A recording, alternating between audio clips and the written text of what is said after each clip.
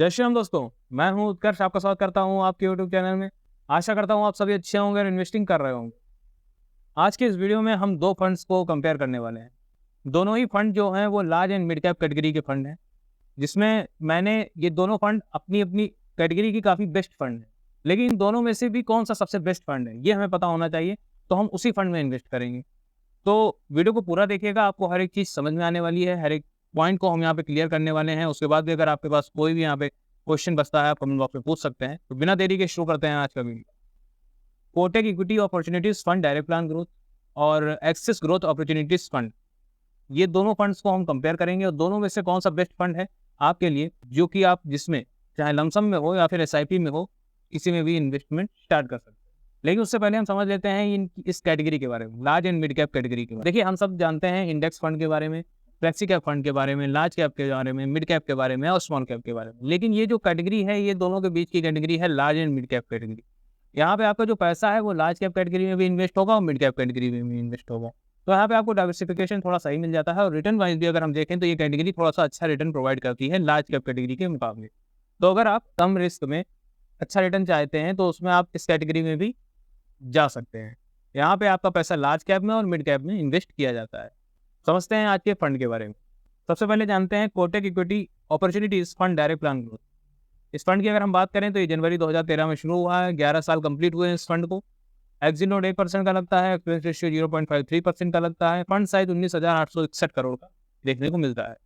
यहाँ तक जो फंड का डेटा है, हमने 11 साल के डेटा को जब एनालाइज किया तो वहाँ पे ये जो फंड है मुझे काफ़ी अच्छा एक फंड ये देखने को मिला।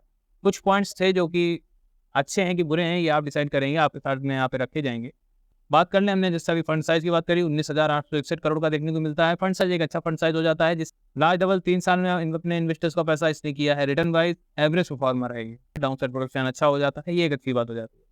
ओवरऑल अगर हम इस फंड के लॉन्च से लेके और अभी तक अगर हम इसके रिटर्न वाइज बात करें तो इसने 18% का ओवरऑल रिटर्न दिया है। ठीक ठाक रिटर्न हो जाता है, बहुत अच्छा नहीं कहेंगे। और अगर हम कितने CAGR से पैसा ग्रो करेगा तो उसमें 1 साल में 43.48%, 3 साल में 23.55% और 5 साल में 21.16% के CAGR से पैसा ग्रो होगा। अच्छा नंबर है। रोलिंग रिटर्न की बात कर लेते हैं तो यहाँ पे 1 साल में 20.3%, 3 साल में 17.9% और 5 साल में 14.6% के CAGR से पैसा ग्रो होगा, जो कि एक अच्छा नंबर हो जाता है। यहाँ पे आप इससे जो रिटर्न है वो एक्सपेक्ट कर सकते हैं 15 से 20% का।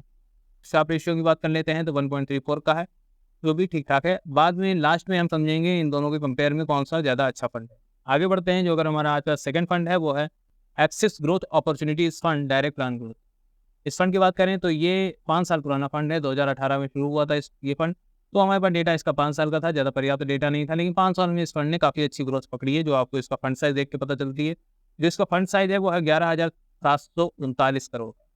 5 सालों में इतना अच्छा फंड साइज होना यानी बहुत ज़्यादा जो इन्वेस्टर हैं इसकी तरफ अट्रैक्टिव है, जो कि एक अच्छी बात हो जाती है। फंड के एग्जिट नोट की बात कर लें तो 1% का है और अगर हम एक्सपेंस रेशियो की बात कर लेते हैं तो यहाँ पे 0.64% का लग रहा है। एक्सपेंस रेशियो यहाँ पे क्या है ये हम बाद में कंपेयर करते हैं। लास्ट डबल 3 साल में ये भी फंड अपने इन्वेस्टर्स का पैसा डबल कर रहा है। लेकिन अगर हम बात कर लेते हैं यहाँ पे इन 5 सालों में फंड ने क्या अभी तक परफॉर्म किया है, कितना रिटर्न दिया है ओवरऑल, तो यहाँ पे अगर जब से फंड लॉन्च हुआ है और अभी तक का अगर हम देखें तो डेटा के मुताबिक 22.25% का यहाँ पे रिटर्न मिला है, जो कि एक अच्छा नंबर हो जाता है। रिटर्न वाइज अच्छा परफॉर्मर है, डाउन साइड प्रोडक्शन भी अच्छी है इस फंड की, तो ये भी काफ़ी एक अच्छी बात हो जाती है। कितने CAGR से पैसा ग्रो करेगा तो 1 साल में 44.33%, 3 साल में 21.79% और 5 साल में 22.70% के CAGR से पैसा ग्रो होगा आपका। तो ये एक अच्छा नंबर यहाँ पे हो जाता है। बात कर लेते हैं रोलिंग रिटर्न की, तो हमारे पास ज़्यादा डेटा नहीं था, हमें यहाँ पे 6 महीने और 1 महीने का ही डेटा मिल पाया। तो उसमें हमने 6 महीने में 15.8% का और 1 साल में 15.3% का रोलिंग रिटर्न दिया है। तो यानी एक्सपेक्टेड रिटर्न इससे हम 15% का कर सकते हैं। ठीक है, रिटर्न बहुत ज़्यादा नहीं है, बहुत कम नहीं है। बात इसके शार्प रेशियो की कर लेते हैं तो 1.10 का देखने को मिलता है।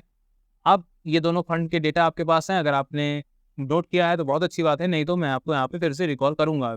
दोनों फंड्स के डेटा हमने जान लिए, दोनों फंड्स के डेटा डिस्कस कर लिए। अब हम कंपेयर करते हैं दोनों फंड्स को। तो यहाँ पे अगर हम फंड के टाइम पीरियड की बात कर लेते हैं, टाइम एज की बात कर लेते हैं, तो यहाँ पे अगर हम कोटक इमर्जिंग की बात करें तो कोटक इमर्जिंग सीनियर है यहाँ पे और एक अच्छा यहाँ पे टाइम पीरियड ये बिता चुका है मार्केट में, इसने अच्छा अप एंड डाउन देखा है।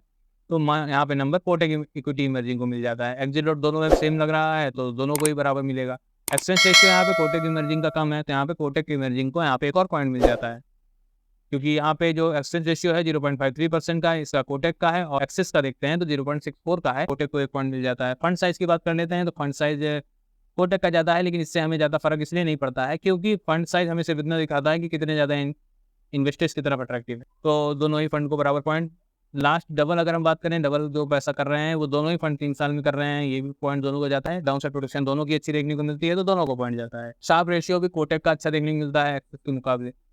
तो ओवरऑल अगर हम देखें तो नंबर जो हैं वो ज़्यादा गए हैं कोटक के पास। रिटर्न वाइज में थोड़ा सा यहाँ पे प्रॉब्लम देखने को मिलती है कि रिटर्न वाइज ये फंड एवरेज परफॉर्मर ही है।